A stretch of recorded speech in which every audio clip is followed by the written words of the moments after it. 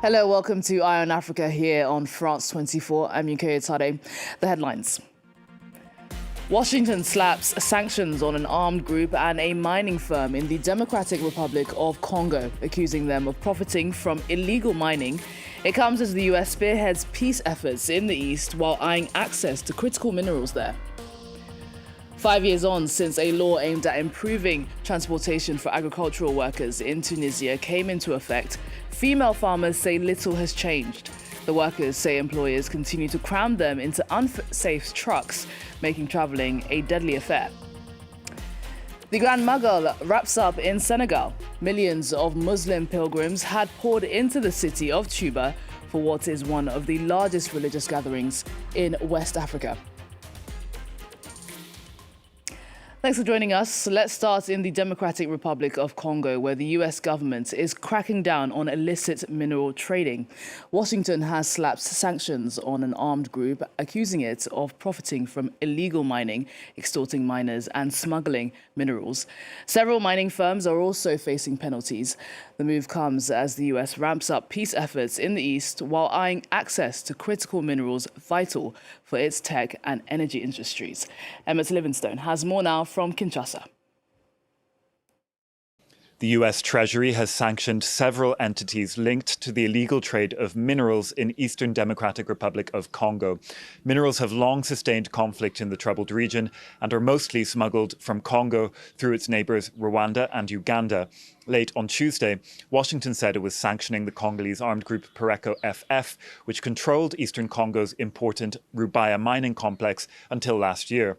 Rubaya produces 15% of the world's coltan, a mineral ore which is processed into tantalum, a key component in electronics.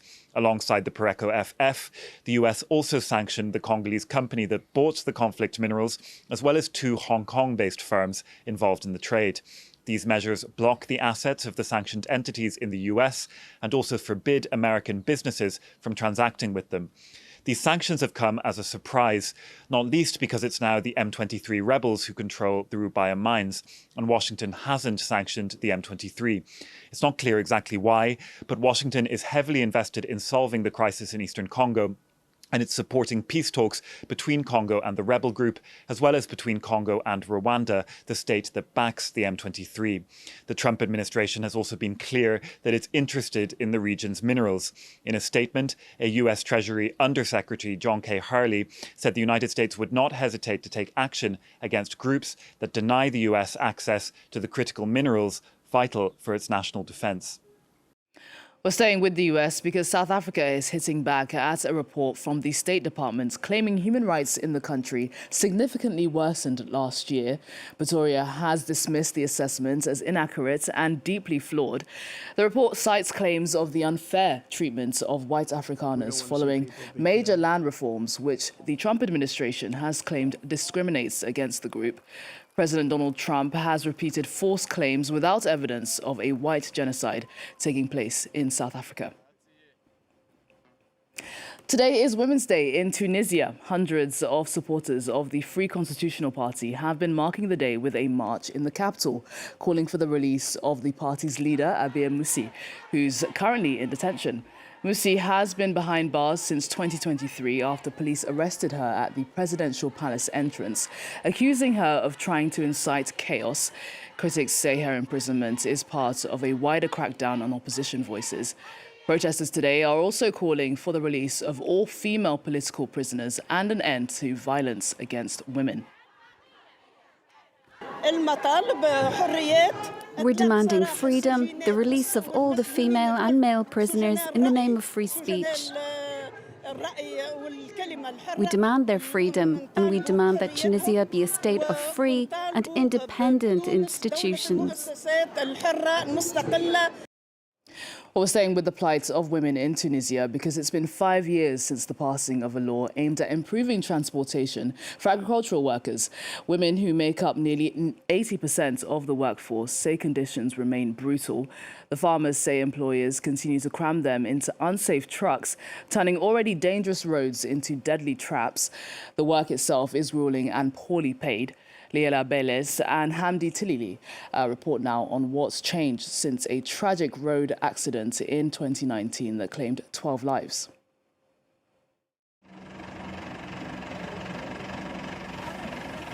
At 5 in the morning in the countryside of Sfax, 15 to 20 women are crammed into trucks that take them to their workplace. They decline to speak, fearing retribution from their employers. So to better understand their problems, we went to meet Nabiha. In Hawaria, she acts as a transporter for these women in difficult conditions. I transport them at the request of each farmer. Some need 5 women, others 4. This type of transport is dangerous, as you saw this morning. I don't carry many passengers and I drive very slowly. Sometimes they're late, but I prefer that than risking an accident, because I'm the one driving and I'm responsible. The advantage is that they feel safer with me. Nabiha admits that this method of transport is illegal, but she says that the women have no other option. They have to get to work. Here it's a farming region, so they have no option but to work in the fields. I would love to have a work permit, but the application criteria are difficult and expensive. You need a lot of money to buy a vehicle with 7 seats. And while waiting, these women still need to go to work. But many farm workers endure terrible working conditions.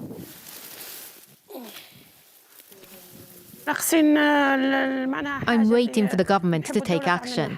I earn 20 dinars a day. That's not enough to live on. We're really exhausted. You can't even imagine what it's like to work in the fields when it rains. Yet many have spoken out in recent years, like this past May at a demonstration in Congress organized in Tunis. But speaking out for their rights often carries consequences. Jamila Shatti, a worker in Jebeniana, paid the price. Since I started the union, the driver won't let me ride in a strike anymore. They don't want me working for them because they know I won't keep quiet, that I defend women's rights, so now I'm unemployed. On July 17th, a further 6 women farm workers were injured in a road accident. It's time to take a look at other stories making headlines across the continent now. Amnesty International says thousands have been killed and hundreds arbitrarily detained by security forces and armed groups in southeast Nigeria since a crackdown began a decade ago on a regional independence movement. It comes 5 decades after a brutal civil war in the 1960s ended the breakaway Republic of Biafra.